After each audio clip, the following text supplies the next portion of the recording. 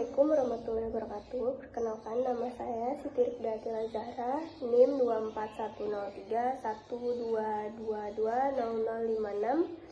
2410312220056, nomor absen 32, dan saya akan menjawab pertanyaan seperti berikut.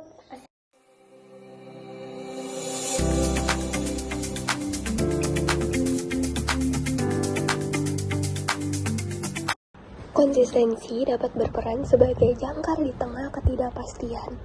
Ketika keputusan pemimpin konsisten, karyawan tidak perlu menebak-nebak arah kebijakan. Hal ini secara langsung menurunkan tingkat stres karena perkataan pemimpin sinkron dengan keputusan yang diambil. Selain itu, juga menunjukkan integritas. Pemimpin yang tetap memegang janji dan nilai-nilai perusahaan saat dalam situasi yang sulit, membuktikan bahwa mereka jujur dan komitmennya bukan cuma omong kosong. Sedangkan predictability merupakan kemampuan untuk diprediksi, artinya tindakan pemimpin tidak impulsif atau mudah berubah-ubah tanpa alasan yang jelas.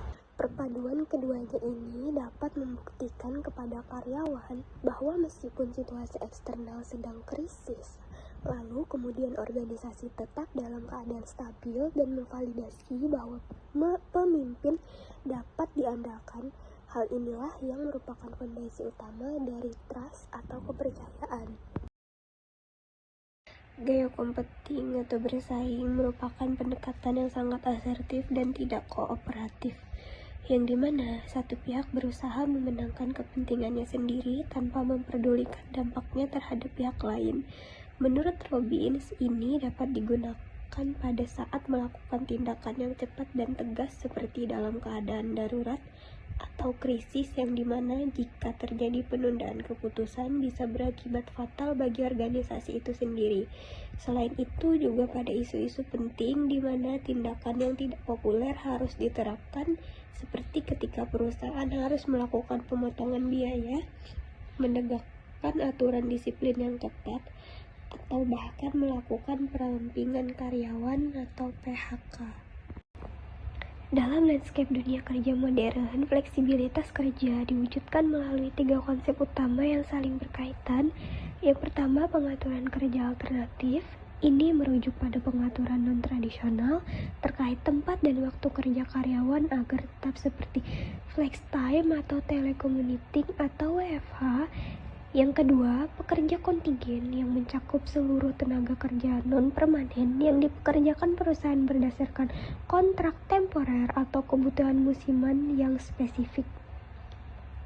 Yang terakhir, ada pekerja pertunjukan yang merupakan bagian spesifik dari pekerja kontingen dengan sistem kerja independen berbasis proyek pendek atau gigs, dan umumnya terhubung melalui platform digital sebagai freelancer.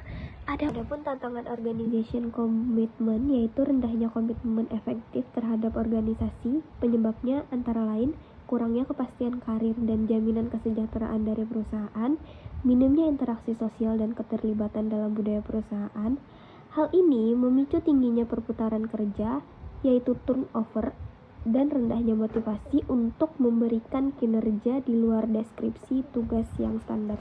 Adapun pelanggan nomor 1, tetapi sales digaji dari jumlah telepon. Apa yang salah? Di sini masalah utamanya adalah rewards blunder atau ketidakselarasan antara evaluasi kinerja dengan tujuan strategis. Perusahaan secara verbal menginginkan customer satisfaction, tetapi sistem remunerasi justru menghargai volume kuantitas.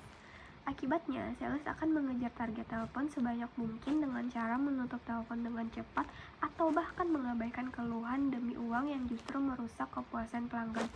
Solusi yang dapat dijalankan perusahaan yaitu mengubah sistem penilaian kinerja dan memberikan kompensasi agar sejalan dengan slogan target sales naik sebanyak 200% tetapi tidak mendapatkan bonus. Tim sales banyak yang mengalami insomnia. Ini termasuk role overload atau role konflik. Apa solusi jangka pendeknya? Menurut saya, kasus ini termasuk role overload atau kelebihan beban peran. Karena role overload terjadi ketika ekspektasi kerja naik sebanyak 200%, yang dimana ini sudah melebihi kapasitas waktu, energi, dan kemampuan yang dimiliki oleh karyawan untuk menyelesaikannya dengan baik, hingga memicu gejala fisik seperti insomnia. Adapun solusi jangka pendek yang dapat dilakukan yaitu memberikan dukungan sumber daya tambahan, memberi bantuan administratif agar tim sales bisa fokus penuh hanya pada penjualan atau menyediakan lembur yang dibayar. Hanya itu saja jawaban dari saya. Wassalamualaikum warahmatullahi wabarakatuh.